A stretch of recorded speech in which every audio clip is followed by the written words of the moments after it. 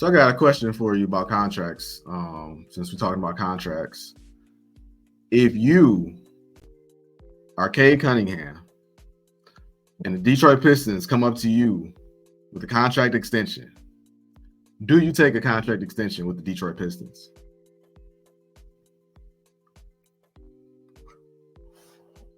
Um, I don't know.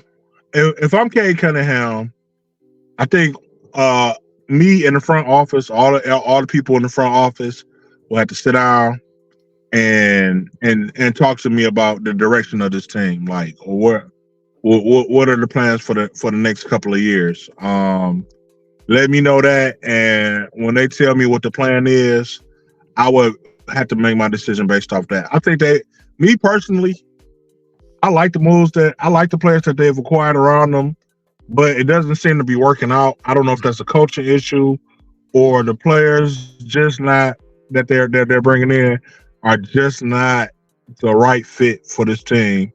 So you will have to convince me that it's in my best obligation to stay here. Over the summer, I made it my own personal campaign to tell everybody that the Pistons have the worst roster in basketball.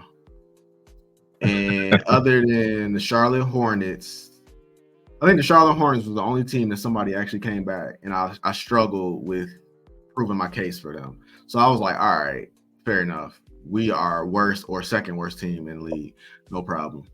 But the point was that I thought that we were going into the season with the idea that Cade and Ivy was our starting backcourt. Yeah, yeah, And my definitely. biggest thing was I cannot see a world where Cade and Ivy work out as a backcourt. And fast forward to today, they are not playing as a backcourt. Ivy's coming off the bench and Cade is starting. So for whatever reason, man, there's been a lot of interest in the Pistons and how bad they are recently, and I love it. I'm here for it. Like I said, I felt like they've been bad, and I've been trying to tell people. And so, they did do some moves in this free agency. I'll talk about that in a second. But my thing is, I like what you said. Kay would have to sit down with the brass and see what they say. The thing is, are they lying to you? Who knows? You got to figure that out. Maybe they think that they brought in people this year, and not a lot of people are thrilled with the free agency of this year. But I digress. The point is, these next 20 games are going to be a really good measuring stick for what the Pistons could be.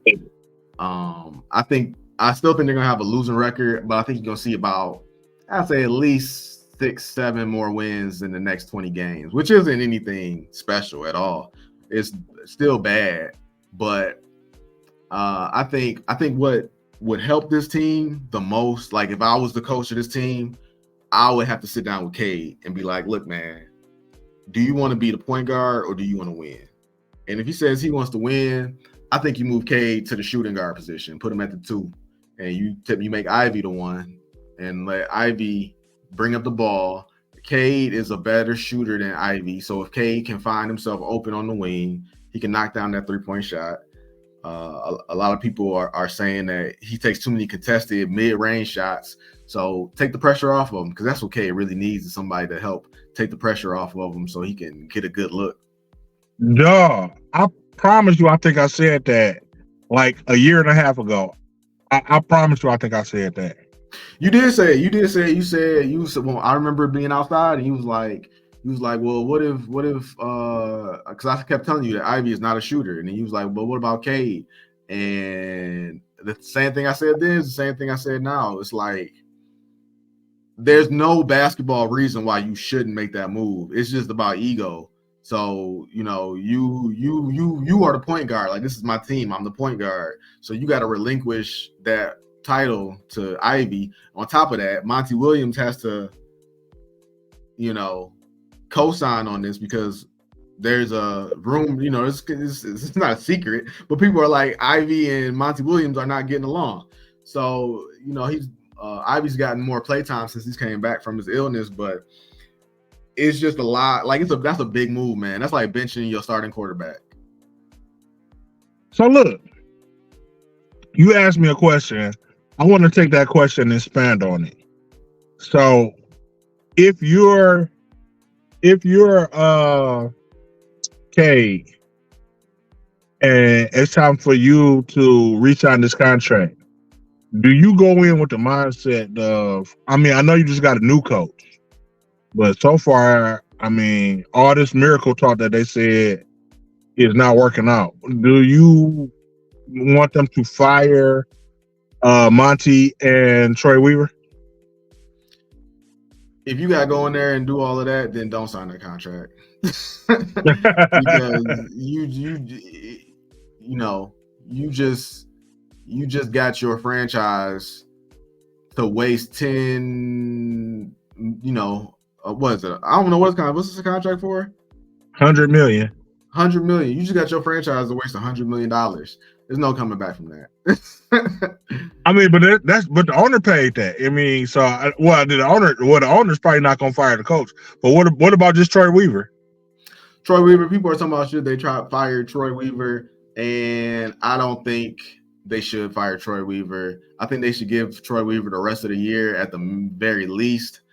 I think that during his practicing again, and Bogdanovich kind of got the green light to start practicing as well. And the wild card is Monty Morris. It's very, very local Detroit controversial tweet came out by Monty Morris because for some reason the Pistons organization, they released a injury report, and it said that Duran is practicing, Bogdanovich is practicing, but it said that Monty Morris is going to be reevaluated in like 6 to 8 weeks, which sounds like. And then after that came out, it was a tweet going around talking about Monty Morris put up. It said cap, they lying. So what are they lying about? Are like my mind starts thinking, are you going to be back sooner, or are you going to be back later, or is that something completely unrelated? But the thing is, he took it down after he put it up, so who knows? But usually when they say he's going to be reevaluated in 6 to 8 weeks, like that's a guarantee. They're not going to come back before that. They might come back at 6 weeks, or they might extend it to another thing. So it kind of, the internet is thinking like he's not going to play for the Pistons. But if he did, that's a guy, like it would be hard to take the mantle from Cade and give it to Ivy, but it would be much easier to take it from Cade as just the point guard. I shouldn't say the mantle, but point guard position. You take the point guard. He's still your star. Huh? Cade is still your star, but you just let Ivy run the point. Yeah, but I can see it working better if you let Morris run the point. But Morris has got to get back first. So if Morris don't come back, then that throws that out the window. But Morris is a veteran. He's been in the league for like 6-7 years, and his position has always been point guard. So if you paid him, people talk about Joe Harris. I think Joe Harris was the highest signing we had, but Monty Williams was second. I'm not Monty Williams. Monty Morris was second. So let's get balls deep down in this. Okay. With your opinion, what is it gonna take and when do you see the Pistons being successful, and what is it gonna take for them to get there? How many years do you see for this franchise to be successful? I personally think it's the chemistry. I think that these guys really haven't played together all these years. Well, not all these years, because it's only been a few years. But I think that they haven't really played together. They don't have the chemistry. They don't know that. They don't have an identity. They don't have the chemistry. So what is it going to take for these guys to be successful, and how long is it going to take, realistically? It's not going to be this year. It's not going to be next year. And by that time, you would have had to extend Cade or traded him. And assuming that you do one of those two things, I think it'll be 3 years from now before they flirt with 500. Wow. Mm-hmm. Wow. Yeah, no. It's that's That's it's a sad outlook. But like I said, they don't have they have Duran and they have Cade, and that's like it. Then they have a bunch of other guys that you're not sure what you're gonna get out of them, and that's not a good recipe at all. So I mean, because they got Duran, he's good, right? Yeah, Would you Duran, say? yeah, stay healthy. All right, you agree that Ivy is a good player, right? Yeah, Ivy could be a starting piece if you play him in the right position. You think Chasser is a good player, right? I think Detroit got a little bit excited with Sasser, but I think in 3 to 4 years, I think he'll be a good player. And Asar has impressed you since he's been playing. He's been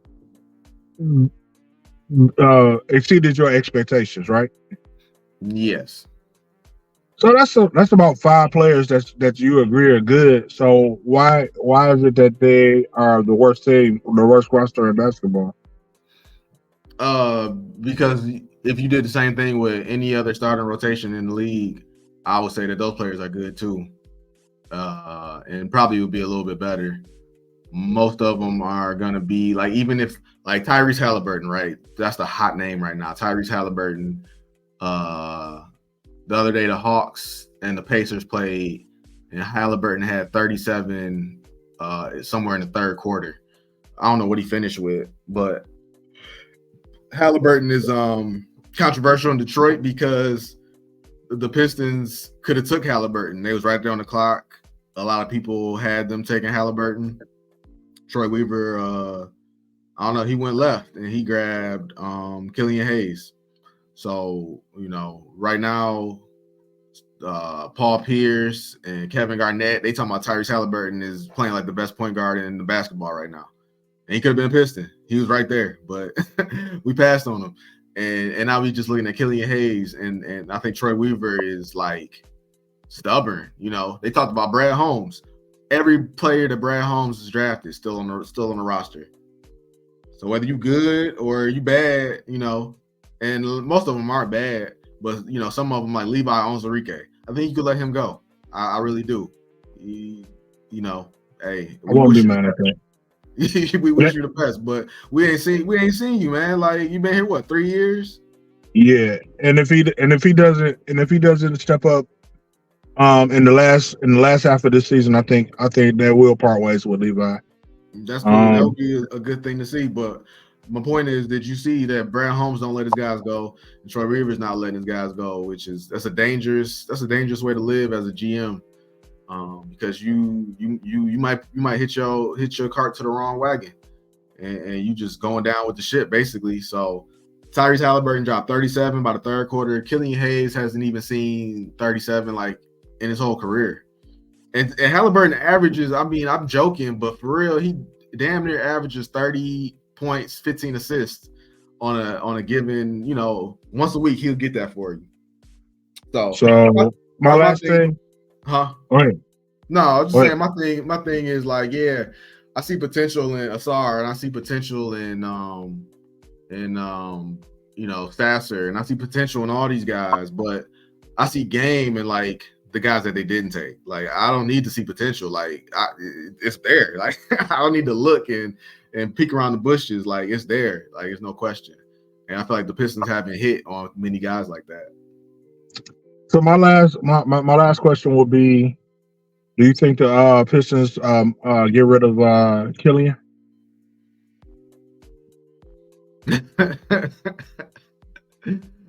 I think if Killian makes it past, I think he's due for a contract this year, maybe. So I think if he makes it past the, if he's on the roster next year, and this year is the last year on his contract, and he's on the roster next year, then I think Troy Weaver going down with the ship. I think if he's gone, then Troy Weaver is going to try to save his job and do what he can. Okay.